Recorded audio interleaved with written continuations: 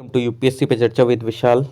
तो चलिए लक्ष्मीकांत का हम चैप्टर नंबर 14 स्टार्ट करते हैं, जो कि है centre state relation. And I hope कि आपने प्रीवियस लेक्चर्स भी मेरे देख रखे होंगे। जो कॉन्स्टिट्यूशन ऑफ इंडिया है वो आपको पता है कि वो हमारा फेडरल इन स्ट्रक्चर में है। अगर आप देखें, हमने प्रीवियस चैप्टर फेडरल स्ट्रक्चर के बारे में ही पढ़ा है, जिसमें कि क्या है कि जितने भी हमारा पावर है वो डिस्ट्रीब्यूट है लेजिस्लेटिव, एग्जीक्यूटिव एंड फाइनेंशियल, यानी कि सेंटर एंड स्टेट के बीच में। कोई भी हालांकि डिवीज़न नहीं है एक जुडिशियल पावर का, क्योंकि जो कॉन्स्टिट्यूशन है वो इस्टेब्लिश करता है एक इंटेग्रेटेड जुडिशियल सिस्टम, जिससे कि एनफोर्स करा जा सके सेंट्रल लॉ और स्टेट लॉज को। जो सेंटर एंड स्टेट है वो सुप्रीम है अपने रेस्पेक्टिव फील्ड्स में, और जो मैक्सिमम हार्मनी एंड कोऑर्डिनेशन है उनके बीच में वो इसेंशियल है एक इफेक्टिव ऑपरेशन के लिए फेडरल सिस्टम के। और हालांकि जो कॉन्स्टिट्यूशन है वो कंटेन करता है इलेबोरेट प्रोविजंस रेगुलेट करने के लिए, अलग अलग डायमेंशंस रिलेशंस मेंटेन करने के लिए सेंटर एंड स्टेट के बीच में। जो सेंटर एंड स्टेट रिलेशन है वो स्टडी करी जा सकती हैं 3 हेड्स में, जो कि है legislative relation, administrative relation, financial relations. Legislative relations अगर देखा जाए तो आर्टिकल 245 से 255 के बीच में पार्ट 11 में है कॉन्स्टिट्यूशन के, जो कि डील करता है legislative relation centre and state के बीच में। इसके अलावा कुछ अदर आर्टिकल्स हैं जो कि डील करते हैं सेम सब्जेक्ट से। Like any other federal constitution, जो इंडियन कॉन्स्टिट्यूशन है वो भी डिवाइड करता है लेजिस्लेटिव पावर को between centre and state with respect to both the territory and subject of legislation. और जो कॉन्स्टिट्यूशन है वो प्रोवाइड करता है parliamentary legislation in the state field under 5 extraordinary situation, जैसे कि जो है कि सेंटर कंट्रोल करता है स्टेट लेजिस्लेशन के ऊपर इन सर्टेन केसेस। 4 एस्पेक्ट हैं जिसमें सेंटर स्टेट रिलेशंस डील होते हैं, जो कि territorial extent, centre and state legislation का डिस्ट्रीब्यूशन लेजिस्लेटिव सब्जेक्ट का, पार्लियामेंट्री लेजिस्लेशन स्टेट फील्ड में centre control over state legislation. जो टेरिटोरियल एक्सटेंट है सेंटर स्टेट लेजिस्लेशन का, तो उसमें क्या है कि जो कॉन्स्टिट्यूशन है वो डिफाइन करता है टेरिटोरियल लिमिट लेजिस्लेटिव पावर की सेंटर एंड स्टेट की अलग अलग तरीकों में, जो कि एक जो पार्लियामेंट है वो लॉ बना सकता है पूरी कंट्री के लिए और किसी भी पार्ट के लिए जो कि टेरिटरी ऑफ इंडिया का है। और जो टेरिटरी ऑफ इंडिया है वो इंक्लूड करता है स्टेट, यूनियन टेरिटरीज और कोई भी एरिया जो कि इंक्लूडेड है हमारी भारत की टेरिटरी में। एक स्टेट लेजिस्लेचर कानून बना सकता है सिर्फ उसी पार्ट के लिए मतलब जिस स्टेट तक, मतलब जहाँ पर जिस स्टेट की बाउंड्री सीमित है, यानी कि अपने स्टेट के लिए बना सकते हैं। लॉज फॉर द होल और any part of the state, यानी कि जस्ट लाइक जैसे उत्तर प्रदेश है तो उत्तर प्रदेश पूरे स्टेट के लिए बना सकता है। मान लीजिए कि कुछ डिस्ट्रिक्ट के लिए बनाना हो तो कुछ डिस्ट्रिक्ट के लिए बना सकता है। जो लॉ बनाए जाते हैं स्टेट लेजिस्लेचर के वो एप्लीकेबल नहीं होते हैं उसके स्टेट के बाहर, एक्सेप्ट अगर कोई एक सफिशिएंट नेक्सस ना हो स्टेट एंड और किसी ऑब्जेक्ट के बीच में। जो पार्लियामेंट है वो अलोन बना सकती है एक्स्ट्रा टेरिटोरियल लेजिस्लेशन, और जो लॉ है पार्लियामेंट को वो एप्लीकेबल होगा इंडियन सिटीजन एंड उनकी प्रॉपर्टी पे in any part of the world. However the constitution है वो प्लेस करता है सर्टेन रेस्ट्रिक्शंस टेरिटोरियल जुरिस्डिक्शन पे पार्लियामेंट की। दूसरे शब्दों में कहा जाए तो जो लॉ है पार्लियामेंट को वो एप्लीकेबल नहीं है कुछ एरियाज में। जो प्रेसिडेंट है वो बना सकते हैं legislation for the peace progress, जो प्रेसिडेंट है वो रेगुलेशन बना सकता है पीस प्रोग्रेस गुड गवर्नमेंट के लिए 5 यूनियन टेरिटरी जैसे like Andaman Nicobar island, Lakshadweep, Dadar Nagar Haveli, Daman and Diu, Ladakh. तो यहाँ पे क्या हो सकता है कि ये रेगुलेशन जो है वो regulation so made has the same force and effect as an act of parliament, it may also repeal or amend any act of parliament relation to this union territory. मतलब कि ये जो पार्लियामेंट है वो applicable नहीं, parliament are not, मतलब जो कुछ कानून है ना वो एप्लीकेबल नहीं होते कुछ एरियाज़ में ड्यू टू बिकॉज ऑफ उनकी सेफ्टी, सिक्योरिटी, इन सारी चीज़ों को ध्यान में रखते हुए। ठीक और वो रेस्ट्रिक्टिव भी कर सकती है कुछ कानून को। ठीक, ऐसा नहीं कि पार्लियामेंट को कोई भी कानून यहाँ नहीं लागू होता है, but there are some restrictions due to because of there कि मतलब सिक्योरिटी एंड सारी चीज़ों को ध्यान में रखते हुए। जो गवर्नर है वो एम्पावर है कि वो डायरेक्ट कर सकता है एन एक्ट ऑफ पार्लियामेंट को कि वह अप्लाई नहीं हो एक शेड्यूल एरिया में, स्टेट में, और अप्लाई हो भी तो किसी एक स्पेसिफाइड मॉडिफिकेशन एंड एक्सेप्शंस के थ्रू। मतलब कोई भी एक्ट ऑफ पार्लियामेंट है तो गवर्नर जो है उसके पास ये अधिकार है कि वो एक कोई शेड्यूल एरिया है, मान लीजिए असम के अंदर में, तो वहाँ पे वो कानून लागू नहीं होगा। ठीक, वो जो कानून है वो लागू नहीं होगा। और जो गवर्नर ऑफ असम है may likewise direct that any act of parliament does not apply to a tribal area, autonomous district in the state, or apply with a specified modification and exception. And the president enjoy the same power with respect to tribal areas autonomous district in Meghalaya, Tripura and Mizoram. यानी कि जो governor of Assam है वो इसी तरीके से जो parliament का जो एक एरिया है उस पर वो सॉरी पार्लियामेंट का नहीं, वो जो एक ट्राइबल एरिया है वहाँ पे उसका कोई एक्ट ऑफ मतलब जो कोई भी एक्ट है पार्लियामेंट का वो अप्लाई नहीं होगा, कुछ स्पेसिफाइड मॉडिफिकेशन या एक्सेप्शंस के थ्रू हो जाएगा। और जो प्रेसिडेंट है वो इस चीज़ में उनके पास भी पावर है किसके रेस्पेक्ट में, जो ट्राइबल एरियाज है ऑटोनमस डिस्ट्रिक्ट का मेघालय, त्रिपुरा एंड मिजोरम के रिगार्ड में। डिस्ट्रीब्यूशन कैसा लेजिस्लेटिव सब्जेक्ट्स का जो कॉन्स्टिट्यूशन प्रोवाइड करता है, three fold distribution legislative subject का सेंटर स्टेट के बीच में। एक तो लिस्ट है आपकी यूनियन लिस्ट, एक है स्टेट लिस्ट, एक है कॉन्करेंट लिस्ट। यानी कि जो कि कॉन्करेंट लिस्ट के अंदर वो सब्जेक्ट हैं जिसमें कि स्टेट एंड यूनियन दोनों कानून बना सकते हैं, लेकिन अगर कॉन्फ्लिक्ट हो जाए तो सेंटर का लॉ प्रिवेल करेगा। यानी कि स्टेट ने और सेंटर ने बना दिया तो सेंटर का लॉ प्रिवेल करेगा। जो पार्लियामेंट है उसको एक्सक्लूसिव पावर है कि वो कानून बनाए विद रिस्पेक्ट टू मतलब कोई भी मैटर जो है यूनियन लिस्ट के अंदर में है। और जो लिस्ट है इसके अंदर में प्रेजेंट में 98 सब्जेक्ट, ओरिजिनली 97 थे, जैसे कि defence, banking, foreign affair, currency, atomic energy, insurance, communication, interstate trade, commerce, census, audit. जो स्टेट लेजिस्लेचर है वो कुछ नॉर्मल सर्कमस्टेंसेस में यानी कि एक्सक्लूसिव पावर भी है कानून बनाने की विद रिस्पेक्ट कि जस्ट लाइक जो स्टेट लिस्ट है, यानी कि स्टेट लेजिस्लेचर जो वो स्टेट लिस्ट में सब्जेक्ट वो कानून बनाएगी स्टेट लिस्ट के अंदर जो सब्जेक्ट हैं। और प्रेजेंटली 59 सब्जेक्ट, ओरिजिनली 66 मतलब ओरिजिनली 66 सब्जेक्ट थे, जस्ट लाइक जैसे public order, police, public health, sanitation, agriculture, prison, local government, fisheries, market, theatres, gambling.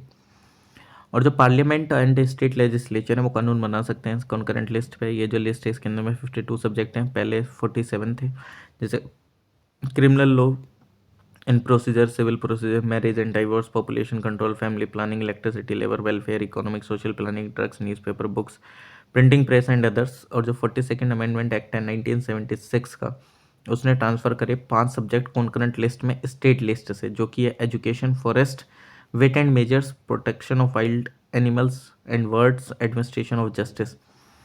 मतलब 42nd अमेंडमेंट एक्ट जो आया था उसमें से 5 सब्जेक्ट स्टेट लिस्ट के कॉन्करेंट लिस्ट में डाले गए, education, forest, weight and measures, protection wild animals and birds की, एंड एडमिनिस्ट्रेशन जो है जस्टिस का, कॉन्स्टिट्यूशन एंड ऑर्गेनाइजेशन कोर्ट का except supreme court and high court.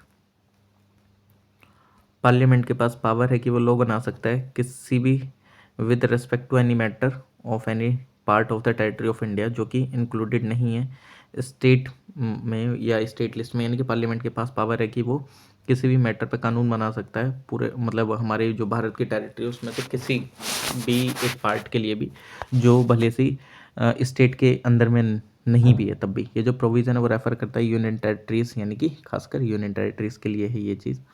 और या कोई भी जो एक्वायर्ड करी जाए टेरिटरी ये एक्वायर्ड हो चुकी है। जो 101 अमेंडमेंट एक्ट है 2016 का, उसने स्पेशल प्रोविज़न दिए with respect to GST. Accordingly parliament के जो स्टेट लेजिस्लेचर उनके पास पावर है कि वो लॉ बना सकते हैं with respect to goods and services tax जो कि इम्पोज करा जाएगा यूनियन और स्टेट के द्वारा।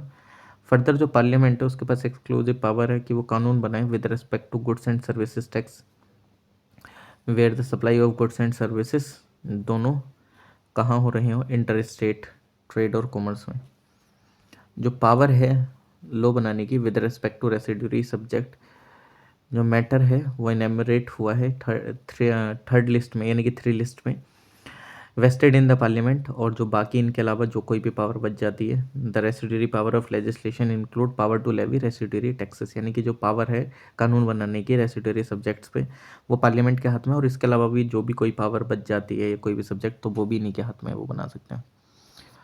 फ्रॉम द वर्ब स्कीम ये क्लियर हो जाता है कि जो मैटर है नेशनल इंपॉर्टेंस का एंड जो मैटर है जो कि रिक्वायर करते हैं यूनिफॉर्मिटी लेजिस्लेशन में नेशन वाइड वो इंक्लूडेड है यूनियन लिस्ट में।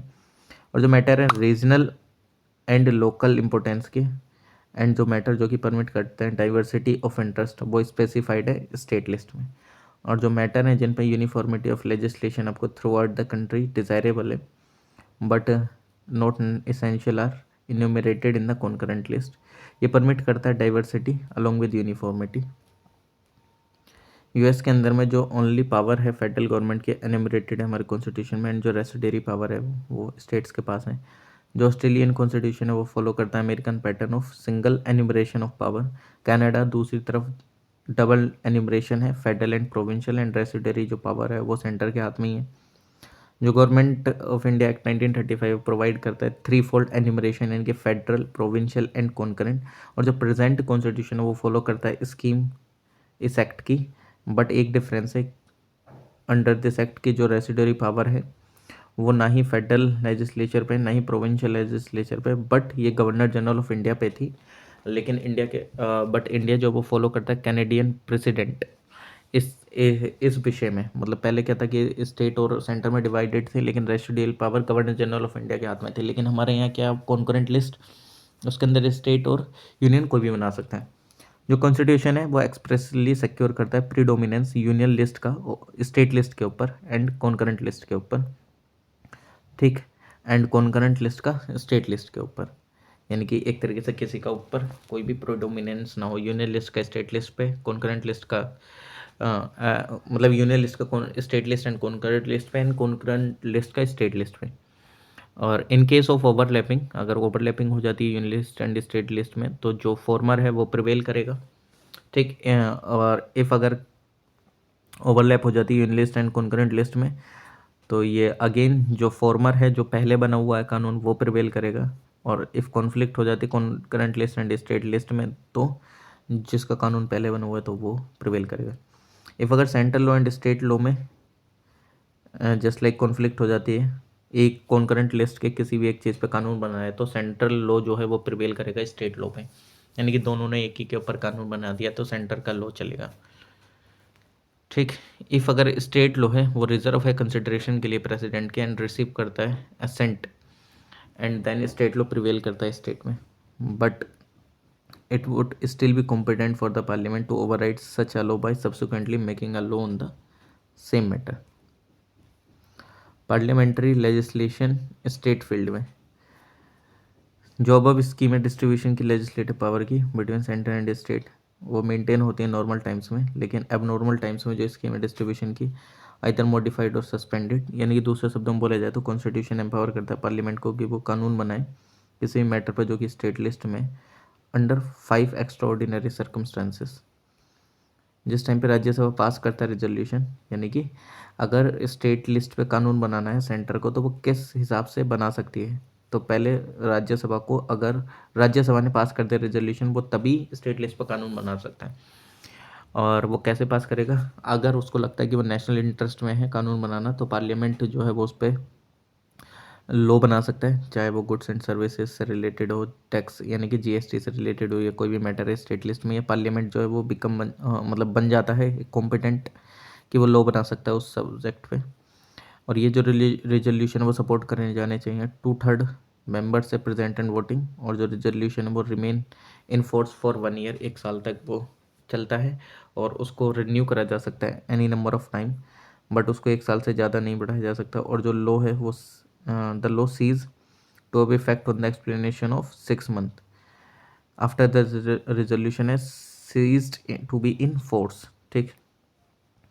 ये जो प्रोविज़न है वो रेस्ट्रिक्ट नहीं करता पावर स्टेट लेजिस्लेचर की, वो लॉ नहीं बना सकता है सेम मैटर पे, वो भी बना सकता है, ऐसी कोई दिक्कत नहीं है। बट इफ़ अगर इनकन्सिस्टेंसी देखने को मिल जाती है स्टेट लॉ पार्लियामेंट्री लॉ में, तो जो पहले बना हुआ है वही कानून प्रिवेल करेगा। नेशनल इमरजेंसी के वक्त पे जो पार्लियामेंट वो एक्वायर कर लेता है पावर टू लेजिस्लेट, खासकर गुड्स एंड सर्विस टैक्स से रिलेटेड, या कोई भी मैटर स्टेट लिस्ट में है जिस टाइम पे नेशनल इमरजेंसी लगाई गई है। तो कुल मिला के यानी कि पार्लियामेंट का जो कानून है वही प्रिवेल करता है नेशनल इमरजेंसी के टाइम पे भी, वो बना सकता है कोई भी कानून, चाहे वो स्टेट लिस्ट का सब्जेक्ट हो, कोई दिक्कत नहीं है। और ये जो है वो इनऑपरेटिव बन जाता है जैसे ही इमरजेंसी के 6 महीने बाद ही, ठीक है। 6 महीने बाद ही, जैसे मान लीजिए इमरजेंसी हट गई तो 6 महीने बाद ही वो इनऑपरेट हो जाएगा। हाउएवर जो पावर है स्टेट लेजिस्लेचर की लॉ बनाने की सेम मैटर पे, वो रेस्ट्रिक्टेड नहीं है, वो भी बना सकता है। लेकिन वही है कि in case of repugnancy state law and parliamentary law, तो वही है कि जो लेटर है वो प्रिवेल करेगा। जिस टाइम पे स्टेट रिक्वेस्ट करे पार्लियामेंट को कि आप हमारे लिए कानून बना दीजिए, यानी कि जिस टाइम पे लेजिस्लेचर से रिक्वेस्ट करी जाए दो या दो से ज़्यादा स्टेट के द्वारा इनेक्ट करने के लिए लॉ स्टेट लिस्ट के किसी भी सब्जेक्ट पे, तो पार्लियामेंट लॉ बना सकती है। ये जो लॉ है ये इनेक्ट मतलब ये जो लॉ है इनेक्ट होता है ओनली उन्हीं स्टेट पे जिन्होंने क्या करी है, रिक्वेस्ट कर रही है। हाउएवर कोई एनी अदर स्टेट भी अडोप्ट करना चाहे तो वो भी अडोप्ट कर सकता है एक रेजोल्यूशन पास करके, और इस लॉ को अमेंड और रिपील करा जा सकता है पार्लियामेंट के द्वारा, लेकिन लेजिस्लेचर के द्वारा नहीं करा जा सकता स्टेट के।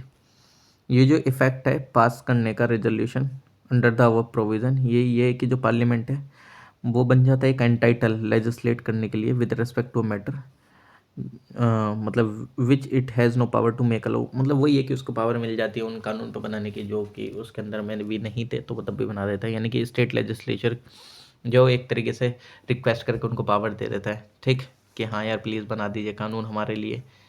ओके, तो जैसे कुछ लॉ बने भी थे जैसे कि prize competition act, wild life protection act 1972, water prevention control pollution act 1974, urban land ceiling and regulation act 1976, transplantation of human organ act 1994। ये अगर कोई भी इम्प्लीमेंट करनी हो इंटरनेशनल एग्रीमेंट तो पार्लियामेंट जो कानून बना सकता है किसी भी मैटर पे स्टेट लिस्ट के इंटरनेशनल ट्रीटी एग्रीमेंट और कन्वेंशन को इम्प्लीमेंट करने के लिए जो प्रोविज़न है वो इनेबल करता है सेंट्रल गवर्नमेंट को कि वो फुलफिल करे अपनी इंटरनेशनल ऑब्लिगेशन कमिटमेंट को। कुछ एग्जांपल्स जो कि इनेक्टेड हैं अंडर आवर प्रोविजन वो कौन कौन से, United nation privileges and immunities act 1947, Geneva convention act 1960, anti hijacking act 1982, legislation जो भी रिलेटेड हैं एनवायरनमेंट एंड ट्रिप्स से। तो किसी भी एक इंटरनेशनल एग्रीमेंट को हमें लागू करना है हमारे देश में तो उस समय पे भी हम एक जो पार्लियामेंट है वो बना सकता है स्टेट लिस्ट से रिलेटेड आर्टिकल्स उन इंटरनेशनल एग्रीमेंट या ट्रीटीज़ को इम्प्लीमेंट करने के लिए। जिस समय प्रेसिडेंट रूल आ जाता है आपको पता है ऑब्वियसली बात है कि वो सारा जो पावर है स्टेट लेजिस्लेचर का वो किसके हाथ में आ जाता है, पार्लियामेंट के।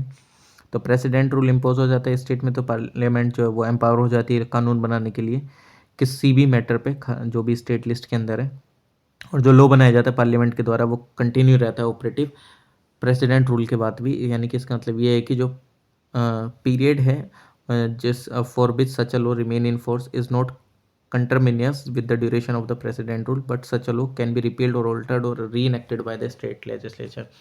यानी कि इमरजेंसी अगर हट भी गई है एक तरीके से वो इमरजेंसी प्रेसिडेंट रूल तो उसके बाद भी कंटिन्यू रह सकता है, अगर स्टेट लेजिस्लेचर चाहे तो रिपील कर सकती है, ऑल्टर कर सकती है, री इनेक्ट कर सकती है, कोई दिक्कत नहीं है।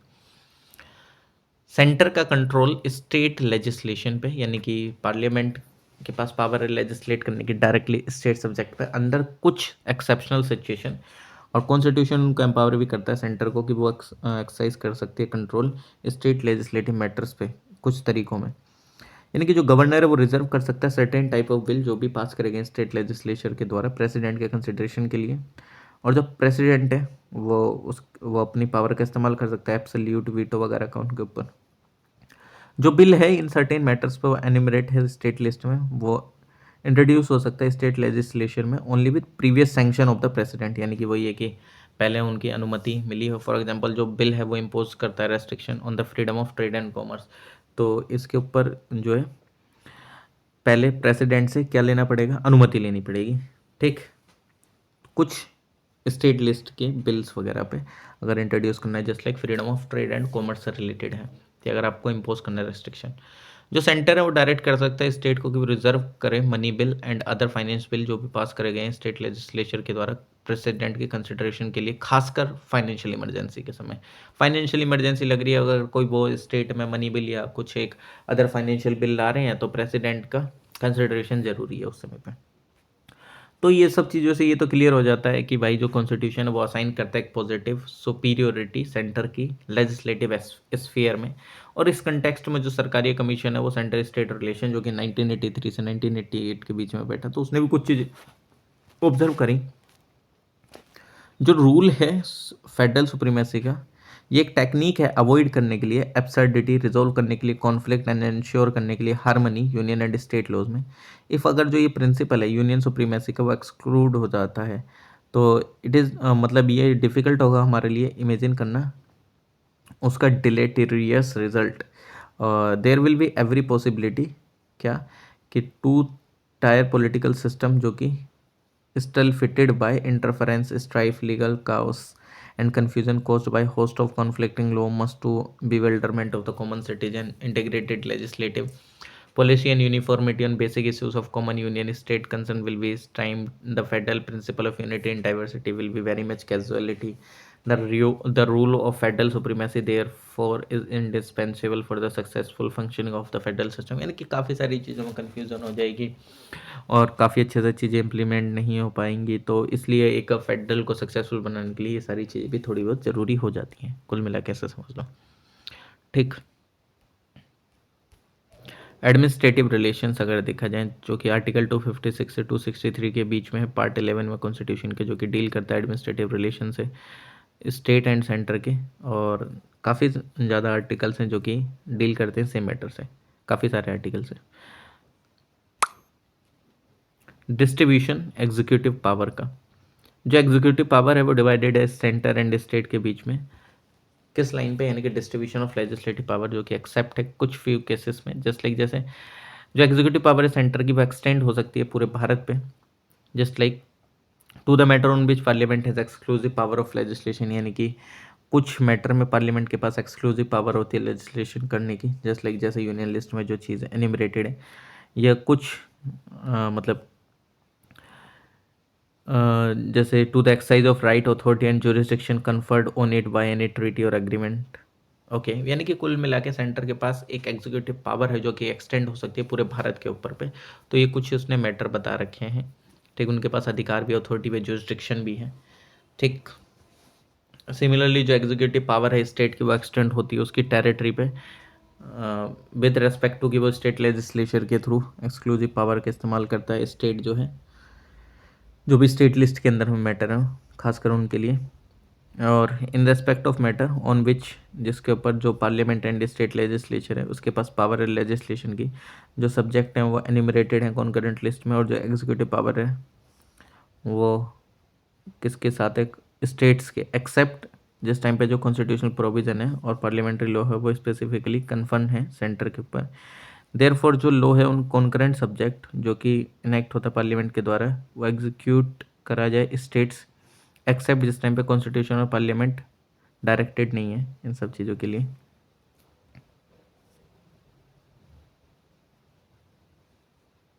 मतलब कुल मिला के ये है कि जो कोई भी कॉन्करेंट सब्जेक्ट है वो इनेक्ट कर दिया जाता है पार्लियामेंट के द्वारा, तो वो एग्जीक्यूट करा जाए स्टेट के द्वारा, एक्सेप्ट जिस टाइम पे कॉन्स्टिट्यूशन और पार्लियामेंट डायरेक्ट करे एक तरीके से। मतलब कुल मिला के ऐसे समझ लो, कॉन्करेंट पे आपने कोई कानून बनाया तो वो एप्लीकेबल हो जाएगा किसके ऊपर, स्टेट के ऊपर में, ठीक। ऑब्लिगेशन क्या है स्टेट्स एंड सेंटर की, जो सेंटर है वो प्लेस करता है 2 रेस्ट्रिक्शन एग्जीक्यूटिव पावर से रिलेटेड स्टेट्स की, ठीक, in order to give ample scope to the center for exercising its executive power in an unrestricted manner। यानी कि संविधान जो है 2 रेस्ट्रिक्शन प्रोवाइड करता है एग्जीक्यूटिव पावर पे स्टेट्स की, जिस टाइम पे सेंटर को एग्जीक्यूटिव पावर देनी हो एक अनरेस्ट्रिक्टेड मैनर में, एंड वो जो एग्जीक्यूटिव पावर है हर एक स्टेट की वो एग्जीक्यूट होंगी इस तरीके से कि वो इंश्योर करें कंप्लायंस पे जो कि लॉज बनाए गए हैं पार्लियामेंट के द्वारा, एंड जो कुछ एग्जिस्टिंग लॉज हैं स्टेट के, या वो as not to impede or prejudice the exercise of executive power of the centre in the state, ठीक।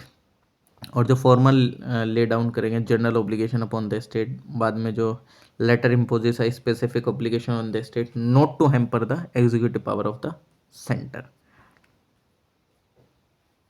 कुछ सब्जेक्ट मैटर जो कि हैं वो बता देते हैं, जस्ट लाइक आर्टिकल 245 जो कि एक्सटेंट ऑफ लॉ है पार्लियामेंट का and by the legislature of A state, यानी कि एक लॉ का एक्सटेंट कहाँ तक है, कितना है, पार्लियामेंट के द्वारा जो बनाया गया है ये लेजिस्लेचर के द्वारा स्टेट की। आर्टिकल 246 जो कि सब्जेक्ट मैटर है कानून का जो कि बनाया गया पार्लियामेंट के द्वारा एंड लेजिस्लेचर के द्वारा स्टेट्स की। 246A स्पेशल प्रोविजन जो कि with respect to goods and services tax. 247 जो कि पावर है एस्टेब्लिशमेंट की प्रोवाइड करने का एडिशनल कोर्ट्स का। 248 रेसिडरी पावर है लेजिस्लेशन की। 249 पावर है पार्लियामेंट के लेजिस्लेट के रिगार्डिंग विद रेस्पेक्ट टू जो भी मैटर है स्टेट लिस्ट के अंदर नेशनल इंटरेस्ट को ध्यान में रखते हुए। 250 जो कि पावर है पार्लियामेंट की लेजिस्लेट से related with respect to any matter, जो कि स्टेट लिस्ट के अंदर में इफ़ प्रोक्लेमेशन होता है इमरजेंसी का। 251 इनकन्सिस्टेंसी है इफ अगर लॉज के अंदर में जो कि बनाए गए हैं पार्लियामेंट के द्वारा अंडर आर्टिकल 249 250 एंड जो कोई भी लॉ बनाए गए लेजिस्लेचर के द्वारा स्टेट्स के। ठीक।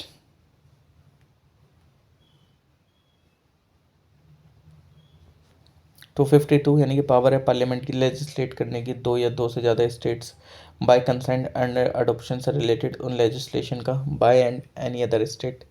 आर्टिकल 253 यानी कि लेजिस्लेशन है इफेक्ट देने के लिए इंटरनेशनल एग्रीमेंट्स को। 254 यानी कि इनकन्सिस्टेंसी है लॉज के बीच में जो कि बनाए गए पार्लियामेंट के द्वारा एंड कोई भी लॉ जो कि बनाया गया लेजिस्लेचर के द्वारा स्टेट की। 255 रिक्वायरमेंट है रिकमेंडेशन कैन प्रीवियस सैंक्शन जो कि रिगार्डेड है as a matter of procedure only in both the cases. जो एग्जीक्यूटिव पावर है सेंटर एंड मतलब जो हम अभी ऊपर पढ़ रहे थे खासकर ये कि ये जो दोनों चीज़ें थी, जो दोनों केसेस में क्या है कि जो एग्जीक्यूटिव पावर है सेंटर की वो एक्सटेंड होती है एंड वो डायरेक्शन देती है स्टेट को अगर नेसेसरी होता है किसी पर्पज़ के लिए, और जो सैंक्शन है इन डायरेक्शंस का सेंटर का, ठीक, वो कोवर्सिव इन नेचर है। जस्ट लाइक जैसे आर्टिकल 365 वो ये बोलता है जिस टाइम पे कोई स्टेट है वो फेल हो जाता है कंप्लाई करने पे या इफेक्ट देने पे किसी भी डायरेक्शन पे जो कि दी गई सेंटर के द्वारा, तो वो लॉफुल हो जाता है प्रेसिडेंट के लिए कि वो होल्ड करना उस सिचुएशन को जो भी अराइज हुई है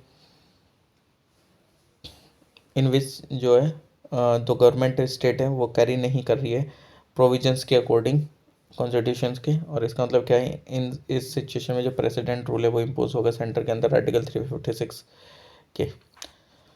सेंटर की direction to the states in addition to the above two cases, जो सेंटर है वो एम्पावर है कि वो डायरेक्शन दे स्टेट्स को with regard to the exercise of their executive power in the following matter. नहीं, सेंटर जो डायरेक्शन देता है स्टेट्स को एक तरीके से इन सब फॉलोइंग मैटर में, वो कि क्या है कि जो कंस्ट्रक्शन है एंड मेंटेनेंस है मींस ऑफ कम्युनिकेशन का जो कि डिक्लेयर्ड है नेशनल और मिलिट्री इंपॉर्टेंस के लिए स्टेट के द्वारा, और जो मेजर्स हैं वो लिए गए प्रोटेक्शन के लिए रेलवेज के विद इन द स्टेट्स। ये जो प्रोविजंस है adequate facilities for instructions mother tongue at the primary, मतलब जो भी एक तरीके से जो प्रोविज़न होते हैं ना कि आपको बचपन में उनको प्राइमरी स्टेज पे बच्चों को मदर टंग में सिखाना है, ठीक है, तो उसके रिगार्डिंग या drawing up any execution specified schemes के लिए for the welfare of schedule tribe in the state, यानी कि शेड्यूल ट्राइब्स के वेलफेयर से रिलेटेड जो चीज़ें एग्जीक्यूट करी जाती हैं। जो कोर्टशिप सैंक्शन है behind the central direction under article 356 जो कि हमने पहले ही पढ़ा वो एप्लीकेबल है इन सारे केसेस में।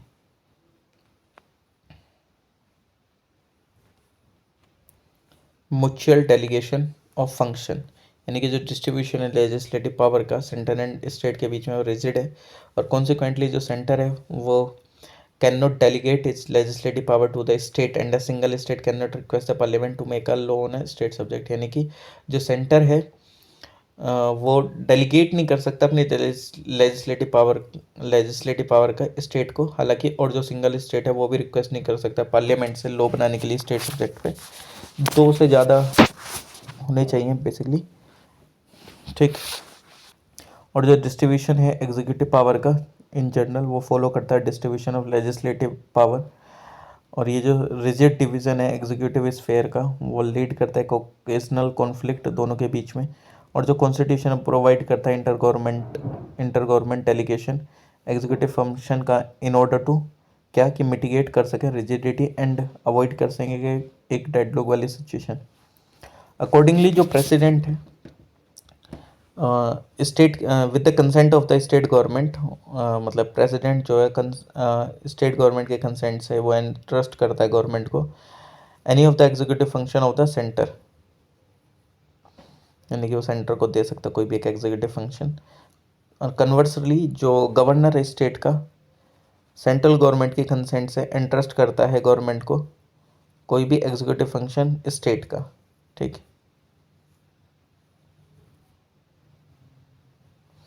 ये जो म्यूचुअल डेलीगेशन है एडमिनिस्ट्रेटिव फंक्शन की वो कंडीशनल एंड और अनकंडीशनल है। जो कॉन्स्टिट्यूशन है वो प्रोविज़न बनाता है एंटरस्टमेंट से रिलेटेड एग्जीक्यूटिव फंक्शंस के, खासकर सेंटर के, स्टेट के, बिना किसी कंसेंट के उस स्टेट की।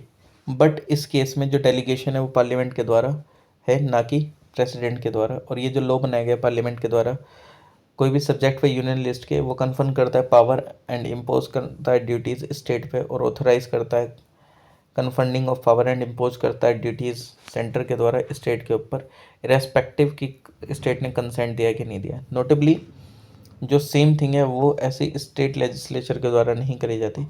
इससे ये क्लियर होता है कि जो म्यूचुअल डेलीगेशन है फंक्शंस का सेंटर एंड स्टेट के बीच में, वो can take place either under any agreement or by legislation. जो सेंटर है वो यूज़ करता है both the method and state use करता है ओनली फर्स्ट मेथड।